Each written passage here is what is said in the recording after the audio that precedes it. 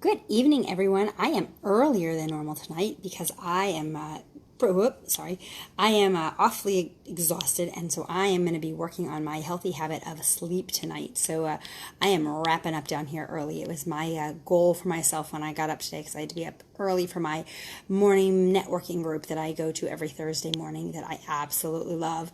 But it means coming in already tired means that I'm ready for bed a lot earlier. So I figured I'd come live a little bit earlier so I can get my whole nighttime routine done and, be able to get some healthy sleep tonight because that is so important. And it's actually interesting because several of my clients today that I talk to are all focusing on healthy sleep right now. So it's sort of cool that, we're all in the same boat and all focusing on the same things. But tonight I wanted to talk to you about healthy habits, right? A lot of what we talk about, I think people, when they hear me say healthy habits, they think about healthy habits of food, right? And that is one place. That's a super important place, eating 6 small meals a day, making good choices for food, drinking plenty of water, right? My water, I always have my water by me, right? Those are all super, super important healthy habits. Healthy motion, healthy sleep, they all tie into getting healthy. It's all one and the same, right? And they all work together. And if you are missing one of those pieces, overall, it's going to be much harder to get healthy overall. But the number one piece, the key piece, the first place that we have to start on healthy habits is our mindset. And the words that we choose to say to ourselves, right? It was really interesting. I was having a conversation this morning with somebody, and we were talking about this, and actually he was discussing this about his daughter, and it was really kind of cool because it's the same kinds of things that I say to my kids, and I was like, this is what I'm going live about tonight.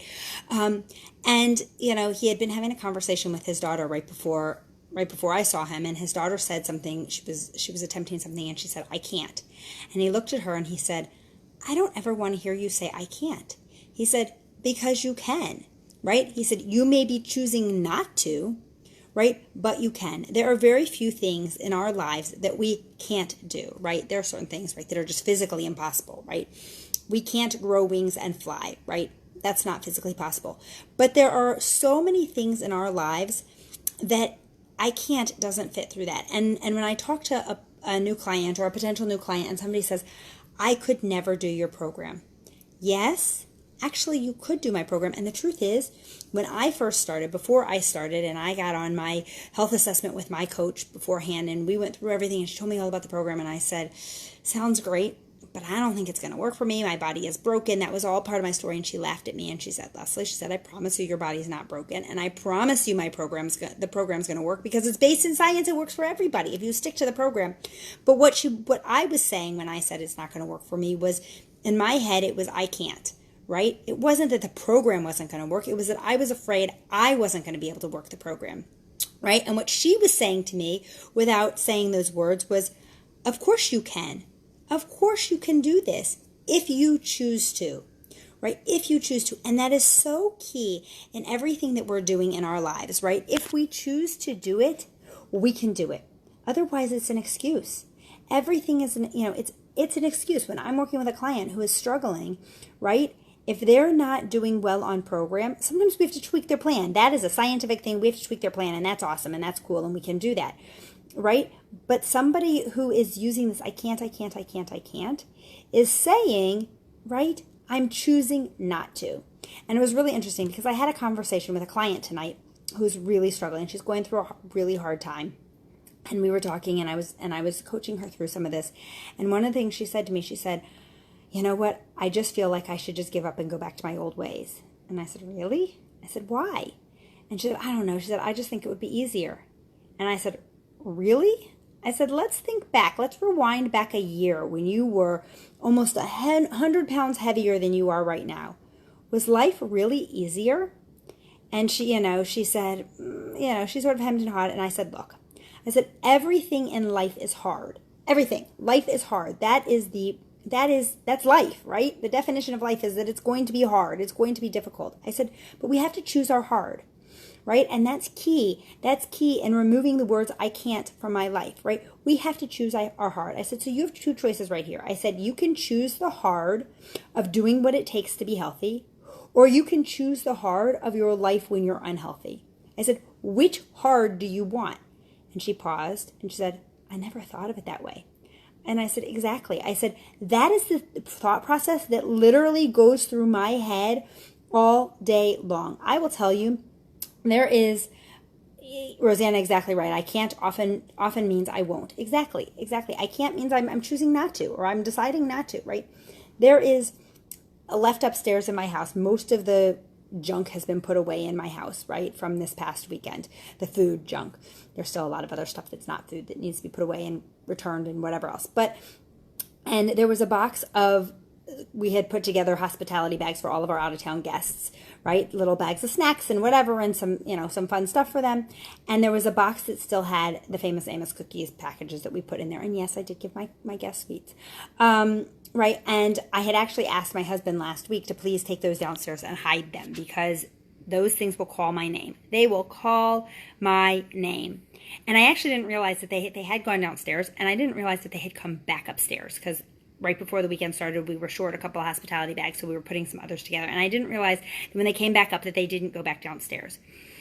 And I happened to be doing some other things, and I saw they had been sort of stashed in a corner, and I saw them sitting there today, and I went, and of course, the chatter in my brain starts going, cookies, right? Like that's going on in my head, right? And I was taking my kids someplace, and I left the house. I did not touch those cookies. I left the house, and I took my kids, and I dropped them off. Actually, they were going to volunteer at the pet store, which I posted a picture about that earlier, which is super awesome at this pet store. They get to volunteer once a week for the month of September, every Thursday. So cool, so fun.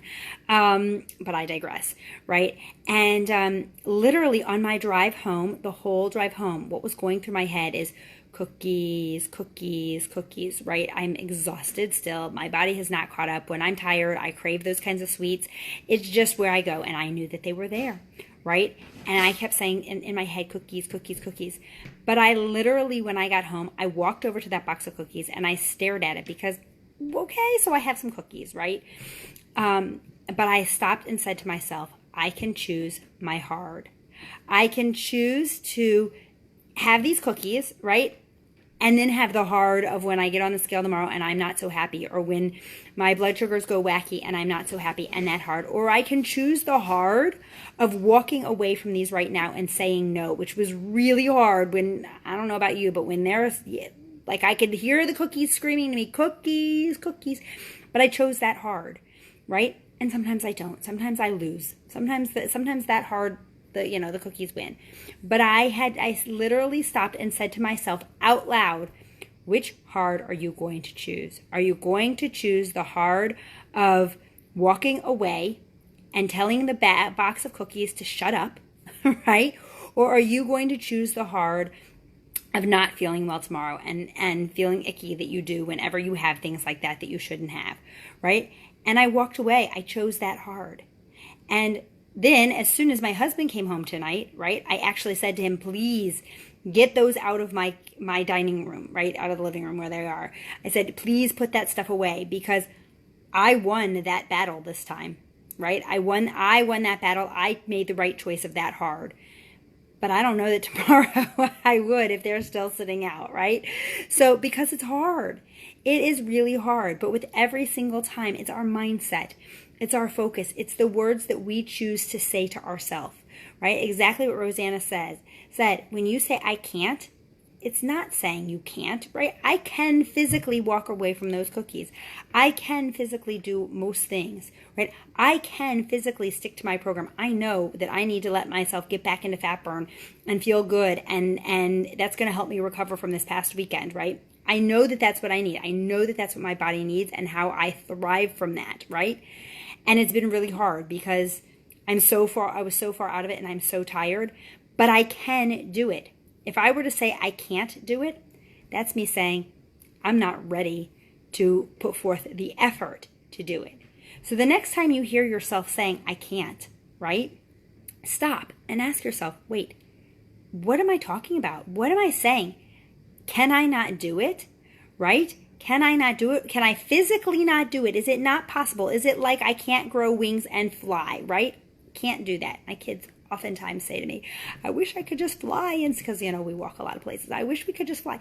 That is one that you can't do. But most things in our lives you can do. Rosanna said, my stress tonight has the kitchen calling peanut butter. I'm in my bedroom, but it's hard. It's really hard, Rosanna. I get that. Peanut butter calls my name frequently too. Peanut butter also often ends up as one that gets hidden in my house because I'll just say, okay, I'm just going to take a little spoonful, a little taste, and a little taste would be okay. But the next thing that happens, the next thing I know, half the jar is gone, and then it's really bad. So I get that with the peanut butter. Right? Totally get that with the peanut butter. But it's literally taking it one step at a time. Can't has got to be removed, for me, from my vocabulary, right? And it's something that I teach my kids. Just like my friend was having this conversation with his daughter, I say that to my kids all the time, right? It's all about the words that we choose to use, the verbiage that we choose to use, right? What are we telling ourselves? Where is our mindset? Right? Another big thing with mindset is the way somebody acts, right? What we choose to do, that's on us, right? That's another biggie that I talk to my kids a lot about, right? When somebody responds one way, how we choose to respond to that, that's on us. And it comes back to the healthy habits for me for eating, right? Right? If somebody frustrates me, if my kids frustrate me, and yes, they frustrate me very much at times, right? I have a choice. Am I going to sabotage what I want? Am I going to sabotage my goals because somebody else is doing something that I don't like, right? They upset me. I go to the cookies, right? Is that going to solve my problem? No. Does that affect them? No, except for the fact that they won't get cookies later, but they're not going to get them probably anyway. My guess is these cookies are going to sit in our basement until we give them away someplace. But it's all about that mindset. It's making a mindset shift, right? So many of us are emotional eaters, right? And emotional eating isn't just a negative emotion. Emotional eating is stress eating. It is boredom eating. It is exhaustion eating. It's celebratory eating, right? I mean, this weekend I had last weekend, right? We had all this stuff in the house and it was, I'll have a cookie to celebrate, right? It can be good things too. If you eat when you're happy, you eat when you're sad, you eat when you're anxious, you eat when you're whatever, right? Whatever it is, that's all emotional eating. Emotional eating is when you're eating for any other reason besides fueling your body. And that's a really, really powerful thought to think about. When I do a health assessment with somebody who's interested in becoming a client, right? I always do free health assessments. So if you're ever interested in learning a little bit more about your own habits and recognizing your habits, please feel free to reach out and I'd be happy to do a free health assessment with you. No commitments, no pressure, no nothing. It's a good information baseline for people, right? But when I do a health assessment and I ask somebody, are you an emotional eater, right? Some people straight off the bat say, yes, I'm an emotional eater, and they get it, right? They're a stress eater, they're whatever. But there are people that say no, right? But as I dig a little bit deeper, they're not just eating to fuel their bodies. And in my mind, if you're eating for any other reason but to fuel your body, then you're an emotional eater on some level, right? And it may not be what drives you to. And then you have some people who emotionally don't eat, right? When they're stressed, when they're tired, when they're anxious, when they're sad, when they're mad, whatever, they stop eating, right? Which is also just as unhealthy of a habit that, we have to work on that mindset piece because we need to be eating at the right times to fuel our bodies, right? And when we make that shift, that's how we can make our shift in all of our healthy habits, right? Because they all tie together. Mindset ties into eating healthy, ties into drinking plenty of water, right? Ties into getting healthy sleep. All of that ties together. And the truth of the matter is, I'm a stressed water drinker. I'm going to admit that right here. I drink plenty of water. I drink a lot of water. My water bottle sits next to me all day long. And I find myself, when I'm stressful, chugging my water. Now, I track how much water I have in a day, so I cut myself off when I've had enough. But I have found myself that instead of running to the kitchen necessarily for stress eating, I find myself chugging my water, right? I see when I'm in a meeting and and I've been on and talking and really the pressure's been on, and as soon as I'm able to, stop and let somebody else talk, right? If I'm running the meeting, I find myself chugging water. It's a stress response. And it's really interesting that I've noticed that, right? That I've picked up on that. and it's how I decompress. And now drinking my water is a healthy habit, and like I said, I track my water, but I've caught myself where I'm like, okay, I'm at my limit for my water for the day. I've hit my limit. So I will remove my water bottle from sitting next to me, so I don't have that when they're stressed. And then I start twirling a pen, or I do some other things, right? We all have those things. So the key is, when you find what you do when you are stressed, or when you are feeling an emotion of any kind, recognize what it is. Is it something healthy to be doing, or is it something not healthy to be doing, right? And then you can shift that. There's nothing wrong with doing something to decompress. You have to do something to decompress, right? And my drinking my water is much better than me walking into the kitchen and having my cookies. My drinking my water is actually a healthy habit, as long as I stop when I've had enough for the day. So I hope that I sort of tied this all together. I'm really tired, so I hope that this made sense for you guys. But give me a hashtag live if you were on here live, or if you picked this up in the replay, give me a hashtag replay.